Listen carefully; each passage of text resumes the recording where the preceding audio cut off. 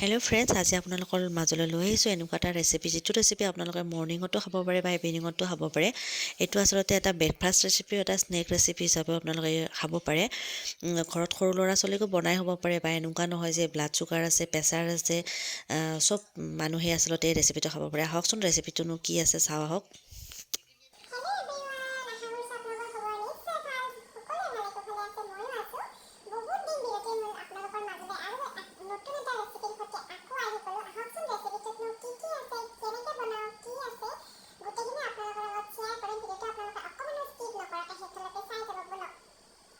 মোৰ আজি এই ৰেচিপিটোত আছে 3টা সৰু চাইজৰ গাজৰ লৈ লৈছোঁ, 3টা কেপচিকাম লৈ লৈছোঁ, ডাঙৰ চাইজৰ 2টা বিলাহী লৈ লৈছোঁ, 2টা পিঁয়াজ লৈ লৈছোঁ আৰু 1 কাপ ওটছ লৈ লৈছোঁ।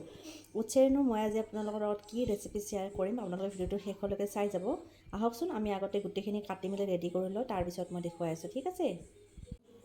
এয়া মই ৰেচিপিৰ কাৰণে লৈ লোৱা গাজৰ, কেপচিকাম, বিলাহী আৰু পিঁয়াজখিনি একেলগে একে চাইজতে একে সমানত কাটি লৈছোঁ।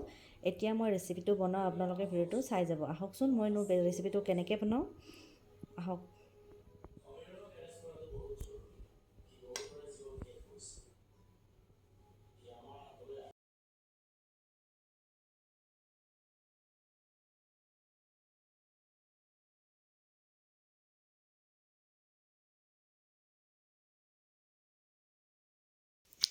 লেটছ গ'। এয়া মই গেছৰ ওপৰত কেৰাহীটো পাতি দি ইয়াতে মই জোখ অনুযায়ী অকণমান মিঠাতেল দি দিছোঁ, আপোনালোকে ৰিফাইনো দিব পাৰে।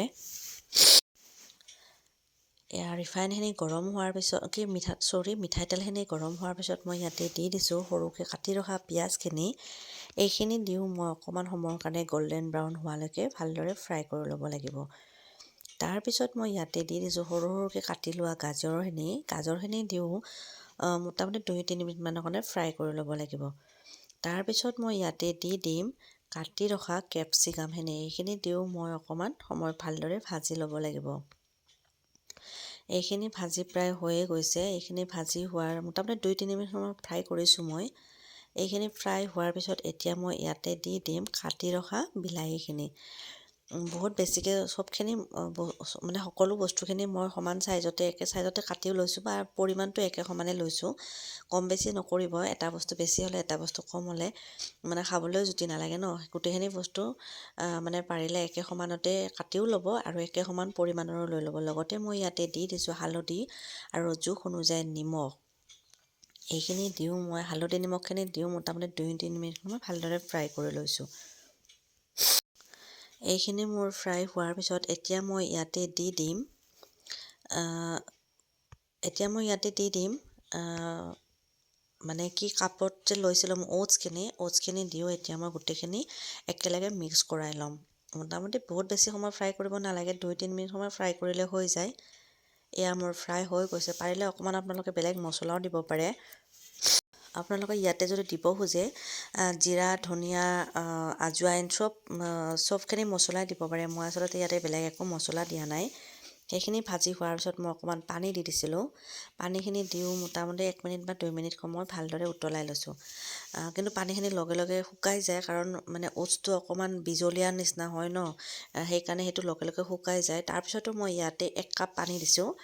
এইখিনি পানীও দি মই প্ৰায় অকণমান সময় ভালদৰে উতলাই ল'ম। কিন্তু তাৰপিছত মই আৰু 1 কাপ পানী দিছিলোঁ, সেইখিনিও স্কিপ কৰা হ'ল, মানে ভিডিঅ' কৰা নহ'লে। আপোনালোকে পাৰিলে 1 কাপ 1.5 কাপ পানী দি দিব।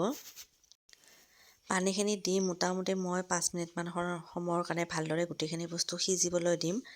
আপোনালোকে পানী অকণমান বেছিকৈও দিব, কাৰণ বস্তুটো লগে লগে ড্ৰাই হৈ যায়, মানে লগে লগে শুকাই যায়। খিচাৰীৰ নিচিনা হয় আচলতে, পানীত যিমানেই নাথাকক লগে লগে শুকাই যায়। সেইকাৰণে পাৰিলে আপোনালোকে 1 কাপ 1.5 কাপ পানী বেছিকৈ দি ল'ব। এইখিনি দি উতলাই লৈ মানে অকণমান পনীয়া হৈ থাকোঁতেই নমাই দিব। তাৰ অকণমান পিছতে কিন্তু লগে লগে ড্ৰাইয়ে হৈ যায়। আপোনালোকে পানী যিমানে নাৰাখিলেও মানে বস্তুটো শুকাই যায় লগে লগে।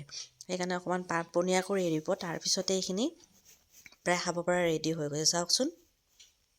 এয়া মোৰ ওটছৰ ৰেচিপি ৰেডি। আপোনালোকৰ ঘৰত যদি কোনোবা সৰু ল'ৰা ছোৱালী থাকে, যদি তেনেকৈ ওটছ খাব মন নকৰে, তেনেহ'লে মোৰ নিচিনাকৈ বনাই খুৱাব পাৰে, নিশ্চয় খাই ভাল পাব। যিহেতু মোৰ বেটাই এইবিলাক বস্তু খাবলৈ বেয়া পায়, সেয়েহে মই তাক কিবাকিবি বেলেগ বেলেগ কৰি বনাই খুৱাওঁ।